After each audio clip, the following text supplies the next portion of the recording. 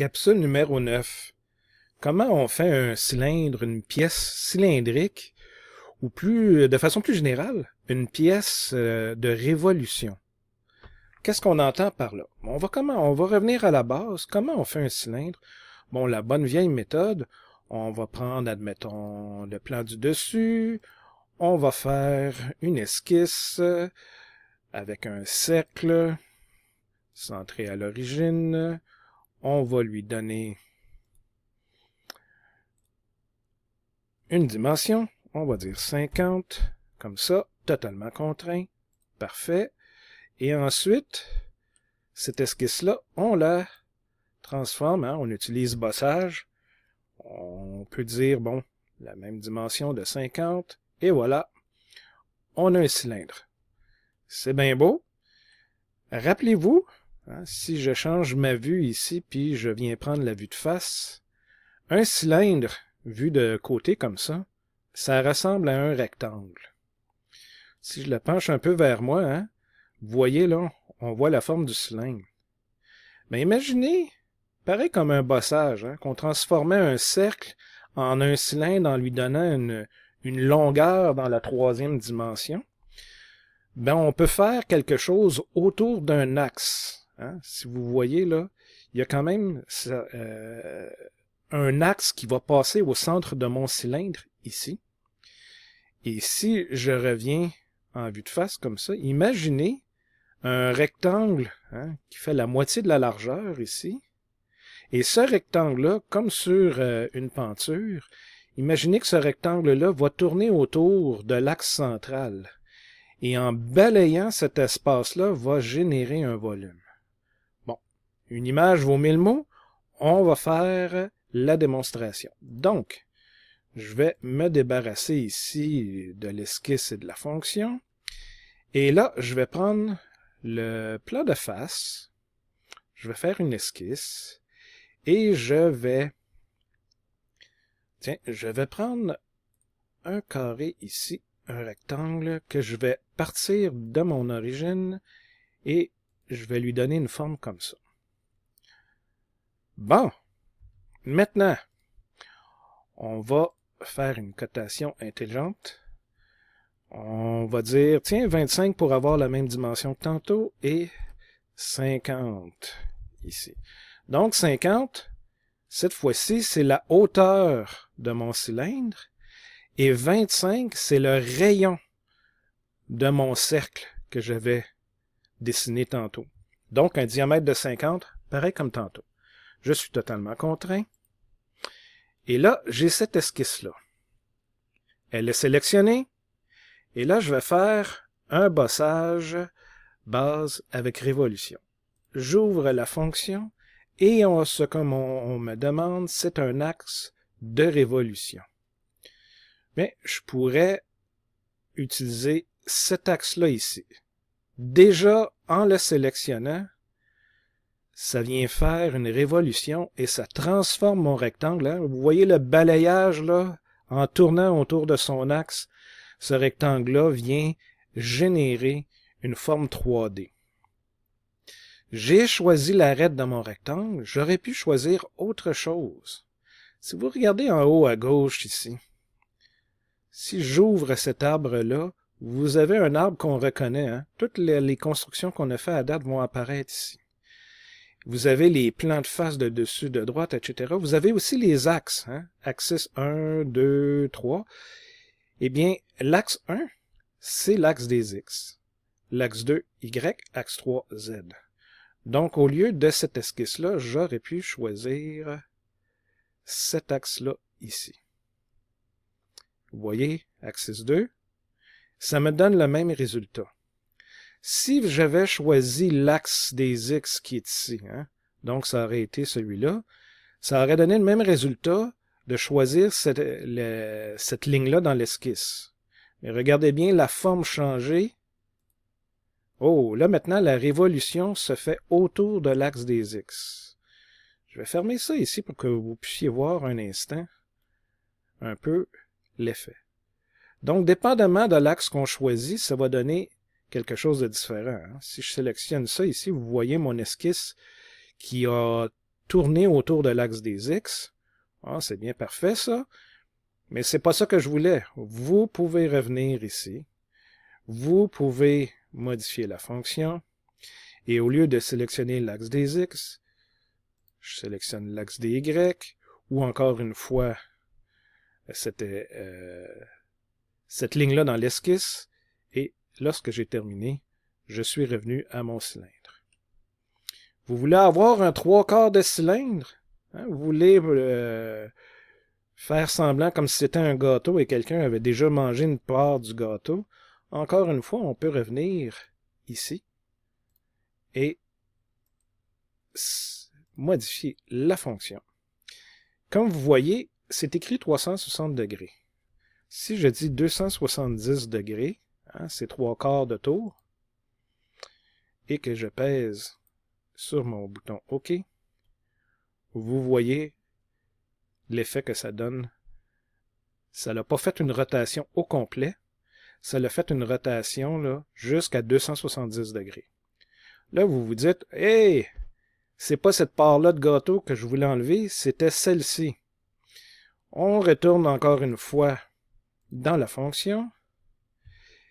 Et si vous regardez ici, il y a ce bouton-là qui me permet d'inverser la direction. Regardez bien là votre dessin quand je clique dessus. Vous voyez la flèche ici, ça donne déjà la direction, dans quelle direction le balayage s'est fait. Je clique sur le bouton, et là maintenant, le balayage s'est fait dans l'autre sens. Et si on clique ici, ben là maintenant, j'ai la part de gâteau comme ça. Bon! Maintenant, à quoi ça sert de faire des cylindres de cette façon-là? Bien, je vais effacer tout ça et je vais en fait modifier mon esquisse ici. J'avais quelque chose de très simple ici, mais j'aurais pu faire quelque chose de beaucoup plus complexe. Hein, j'aurais pu faire, exemple, je vais faire une ligne à partir d'ici, jusque là, jusque là, jusque là. Ensuite, je recommence une ligne ici qui va aller de là à là, à là, ici, et je vais venir fermer comme ça. Bon, en fait, je vais pas faire cette dernière ligne-là ici, je vais la supprimer. Je vais venir ajuster les entités. J'aimerais ça aussi allonger cette ligne-là jusqu'ici. Bien sûr, on a prolongé les entités. Si je viens sélectionner ça ici, ça prolonge l'entité. Alors, vous voyez la forme bizarre que ça donne? On va coter tout ça. On va dire que ça, c'est 30. On va dire que ça, c'est, je sais pas moi, 17. C'est un petit peu long. On va donner un peu toutes les dimensions qu'on a besoin ici. Comme ça.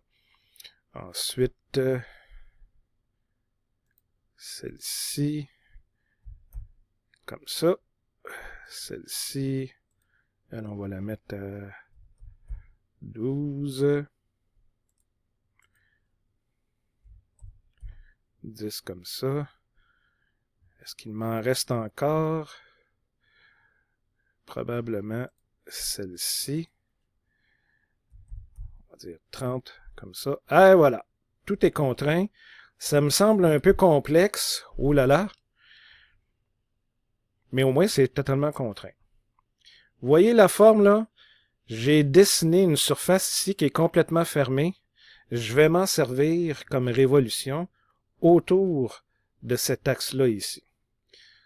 Donc, je sors de là. Je sélectionne mon esquisse. Je fais un bossage révolution. Et je vais tourner autour de cet axe-là. Regardez la beauté. Imaginez ici, là, hein, aurait fallu faire un premier cylindre, ensuite un deuxième cylindre, un troisième, un quatrième, un cinquième.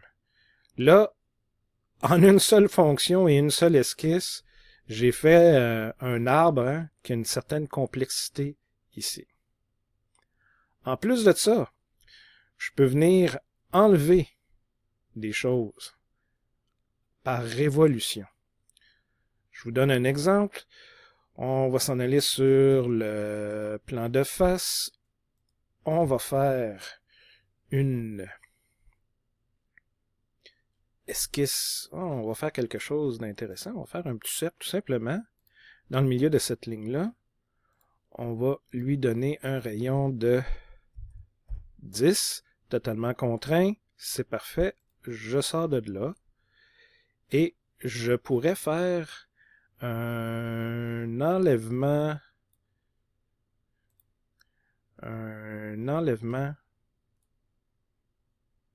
Oh.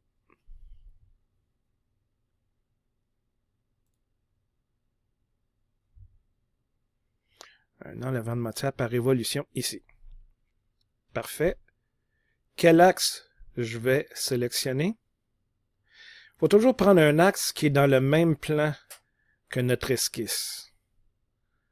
Donc, je pourrais aller ici et prendre l'axe Y qui est l'axe 2. Vous voyez l'axe 2 ici. Faire OK. Et là, regardez bien ce que ça a donné, un genre de poulie.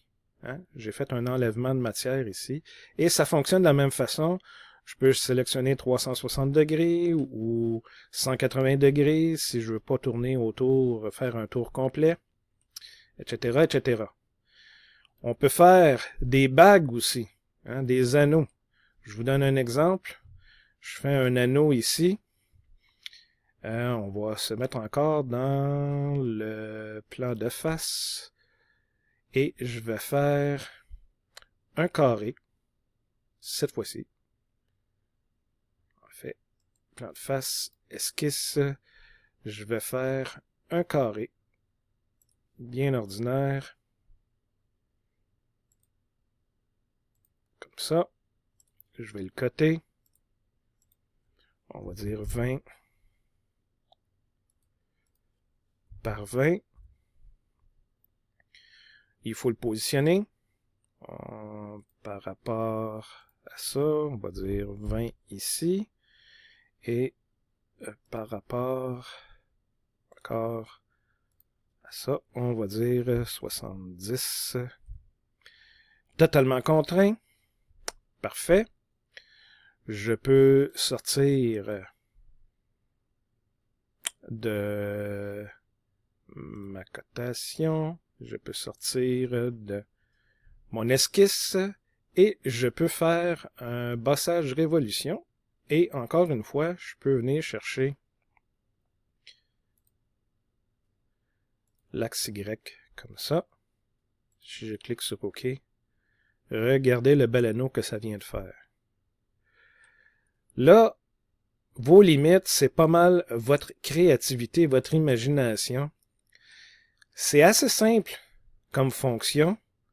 La difficulté se trouve au niveau de la représentation mentale qu'on peut se faire d'un objet. Hein? Comment on peut voir un objet dans notre tête et le décomposer d'une façon à le représenter dans SolidWorks à l'aide d'une révolution. Donc, c'est là qu'on va se pratiquer. C'est vraiment simple, mais ça prend de la pratique et de la pratique.